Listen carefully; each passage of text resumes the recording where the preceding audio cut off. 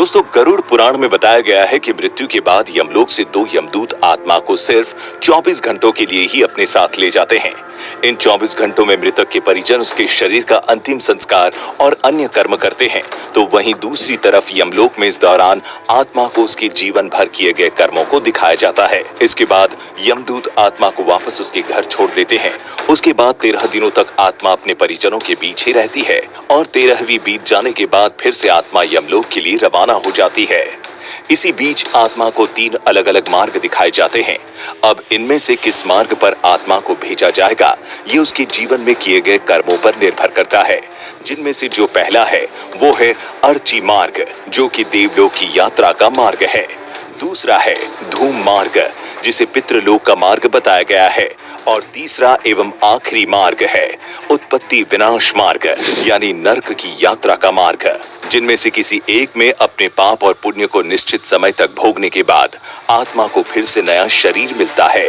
आपको बता दें कि मृत्यु के बाद जीवात्मा की यात्रा इतनी आसान नहीं होती, क्योंकि इस मार्ग में आत्मा को कई प्रकार की बाधाओं का सामना करना पड़ता है।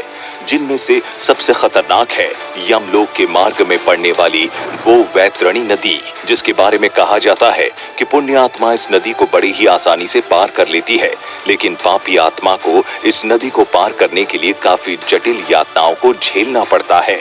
इसका आधार हम गरुड़ पुराण को भी मान सकते हैं, जिसमें बताया गया है कि एक बार जब पक्षीराज गरुड़ ने श्री हरि से पूछा कि हे प्रभु, मृत्यु लोक और यमलोक के बीच जो वैतरणी नदी मौजूद है, उसे भला एक जीवात्मा का क्या संबंध है और उसे इस नदी में कैसी सजा भुगतनी पड़ती है। तब उन्हें भगवान श्री हरि ने बताया कि हे गरुड़, जो भी पापी आत्मा इस नदी में प्रवेश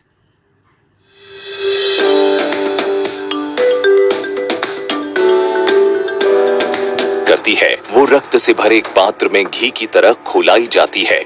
इस नदी का जल कीटाणुओं और वज्र के समान सूंड वाले जीवों से भरा रहता है, और जैसे ही कोई पापी आत्मा उस नदी में प्रवेश करती है, वो नदी अचानक से 12 सूर्य से उत्पन्न होने वाली गर्मी के समान तपने लगती है, और उस महाताप में पापी चिल्लाते हुए करुण विलाप करने लगता है। और जब महाताप उसके बर्दाश्त से बाहर चला जाता है, तब वो दुरात्मा उस भयंकर रक्त रूपी जल में डुबकी लगाने लगती है। तो आप जानते हैं कि जिन लोगों ने अपने जीवन में पाप किए होते हैं, उन्हें नरक भेजा जाता है, वहीं जो अच्छे कर्म करते हैं उन्हें स्वर्ग मिलता है।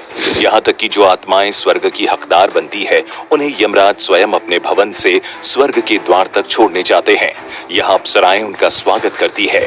वहीं जो लोग सिर्फ अपने बारे में सोचते हैं और जिन्होंने अपने पूरे जीवन काल में किसी दूसरे का हित नहीं किया होता, उन्हें नर्क में स्थान मिलता है। बता दें कि गरुड़ पुराण में अलग अलग नरकों का जिक्र भी किया गया है, जहां मृत आत्मा को पापों की सजा मिलती है। जिसमें सबसे रोमांचक बात तो यह है कि गरुड़ पुराण में अंधात्मत श्रम नर्क के बारे में भी जिक्र किया गया है। ये नर्क केवल उन्हीं पति पत्नियों की आत्माओं के लिए है जो अपने साथी को केवल लाभ या उपभोग की एक वस्तु समझते हैं। इस नर्क में ऐसी ही आत्माओं को मारा जाता है। वहीं तमिश्रम नर्क में उन लोगों को जगह मिलती है जिन्होंने अपने जीवन में दूसरों की संपत्ति हड़पी होती है। यहाँ उन्हें तब तक मारा जाता है जब तक कि वे बेहोश न हो जाए।